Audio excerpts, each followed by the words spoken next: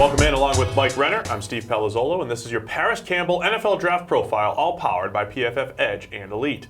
Mike, it's a deep wide receiver class. You can find all different styled receivers, and Parris Campbell, a very unique receiver because he has incredible speed, but wasn't really used like a traditional receiver at Ohio State, which brings a lot of question marks to his projection. Yeah, I mean, his production looks great. 91 catches this past season, over 1,000 yards. Those, tick boxes from a production standpoint. But then you dig a little deeper and find out 49 of those 91 catches came on throws that were within 2 yards of the line of scrimmage. 41 out of 91. 49 out of 91 came within 2 yards of the line of scrimmage. Only 13 catches came 10-plus yards downfield. With all that deep speed, all that freakish athleticism that he possesses, he was basically a gimmick player in that Ohio State offense, was not a downfield threat, and was exclusively from the slot there at Ohio State where he didn't face press, a lot of times did not even face any sort of bump coverage whatsoever, and was mostly guarded by safeties when he did run down the field. So a lot of red flags from his production standpoint. So you're talking about his freak speed with 4.31 40, a 1.48 10-yard split. That is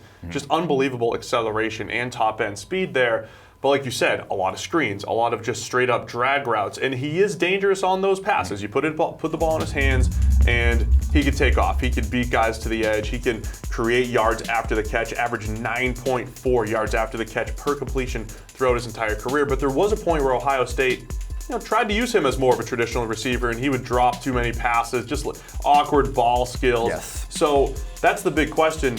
I don't think you're just going to make him an outside receiver and take advantage of that speed as a downfield threat just yet, because there's so much developing to do. Yeah, that's the biggest thing. It's pure projection. If you're going to put him on the outside and ask him to run a normal route tree, he's never come close to running anything like that. And the ball skills have been an issue throughout the course of his career. And the other thing is he just wasn't that impressive after the catch. Only 15 broken tackles on a route tree that is very conducive to breaking tackles. With all those catches within 2 yards of the line of scrimmage, he should have broken a ton with all that elite athleticism. 15 broken tackles, ranked 16th in this draft class. He wasn't even necessarily that dynamic in terms of breaking tackles, doing stuff after the catch. So from the perspective, there's just too many red flags for us to get on board with him, early in this draft. If you're thinking 4.3 speed and deep threat, he only had 2 receptions on 20-plus yard throws. That ranked 124th in the draft class. So again, he wasn't used in that way, but there's a massive projection there. So let's figure out, how does Parris Campbell fit at the next level? He's getting a lot of first-round hype, which is a little rich for a guy that we think is probably,